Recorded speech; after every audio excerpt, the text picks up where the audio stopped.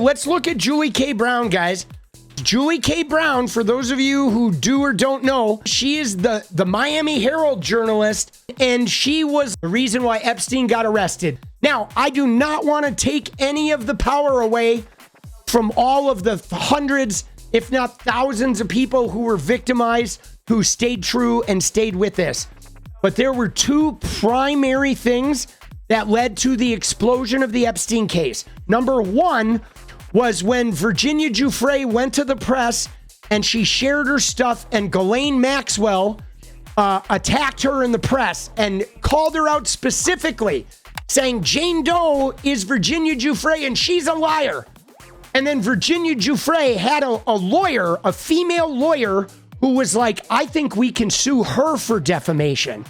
Normally, the abuser sues the person who gets abused for defamation. That's normally how you quiet these cases out. But she did it differently. The abuser said Virginia was lying and defamed her character.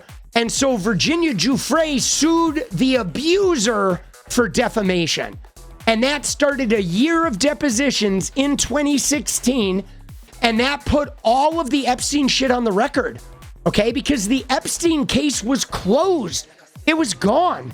It had been buried. The feds had dropped it. Immunity had given. Nobody was covering this shit, and there was no information out in the public. And no, it was not Gloria Allred. It was Sigrid McCauley. It was this woman right here was the lawyer. Okay, this is the woman. So she did something revolutionary where she sued the abuser for defamation. And this, guys, it just broke the case open because everything was on the record now. The immunity deal and the feds dropping the case and everything that happened in Palm Beach went into a record of depositions. And Ghislaine Maxwell was deposed. Everybody was deposed. Jeffrey Epstein's people were deposed. He was deposed. Okay, all of this shit, there was now a public record of the whole case out there. Okay, that happened from Virginia Giuffre's lawsuit. Then J K. Brown found some of this shit and started writing about it. Okay, J K. Brown started writing about this shit in the Miami Herald. She did a huge series of articles and it spread like wildfire. Why? Because it came right after Me Too, guys. Me Too happened with Harvey Weinstein, and then J K. Brown was writing about this serial SA abuser, Jeffrey Epstein, who went after teenagers, and it happened right around Me Too, and it spread like wildfire.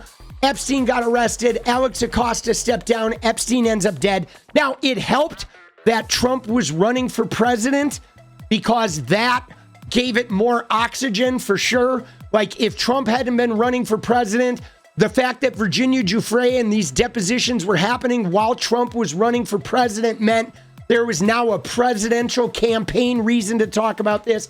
It was like a perfect storm of circumstances. But you know what she just discovered, guys? Look at this shit. 2 days ago, she drops this bombshell.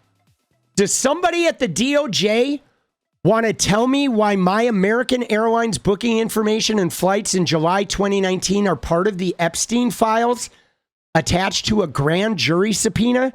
As the flight itinerary includes my maiden name, and I did book this flight, why was the DOJ monitoring me?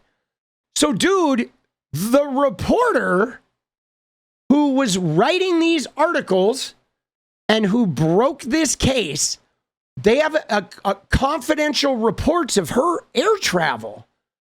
The Trump DOJ was tracking the travel of the reporter who was exposing this case. Now, there's only one reason for them to do that, guys. If they are like trying to figure out who she's talking to, did they need to know, like, where is she flying? Who could she be talking to in that city? What is she doing? Dude, this is real problematic. And again, dude, She was booking it in her maiden name.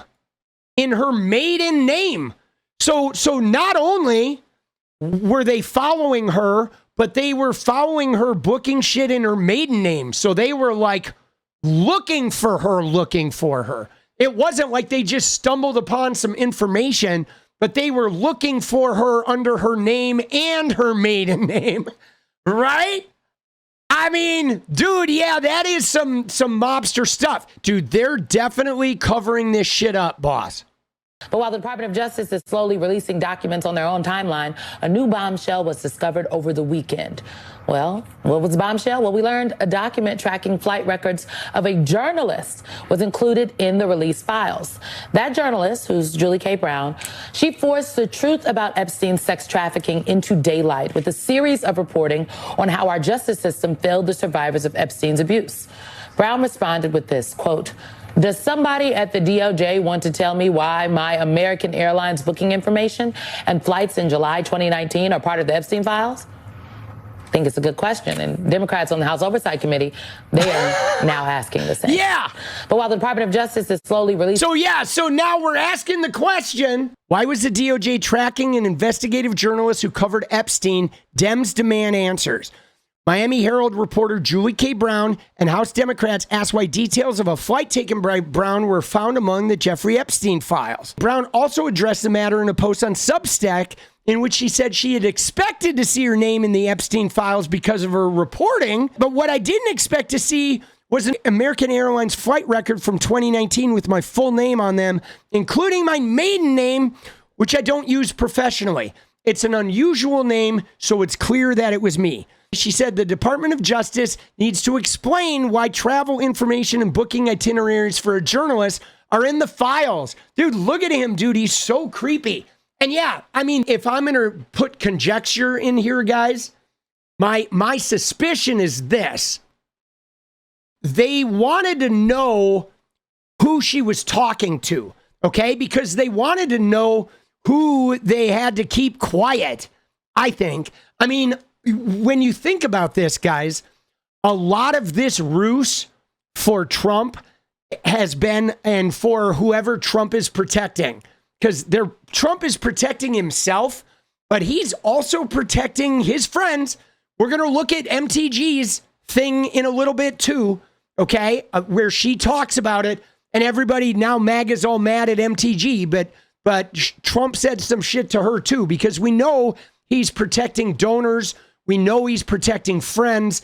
We know he's protecting other people who have dirt on his probably financial improprieties, right? Like anybody involved with Epstein who knows about Trump's Russian money laundering, Trump wants to protect those guys. Okay, so I think part of this is that he wanted to know exactly who she was talking to, like who they needed to keep quiet. Right? I mean, I think that's realistic. They were probably, much like Candace Owens put a little spreadsheet together of where those Egyptian planes went and where TPUSA at those events, right?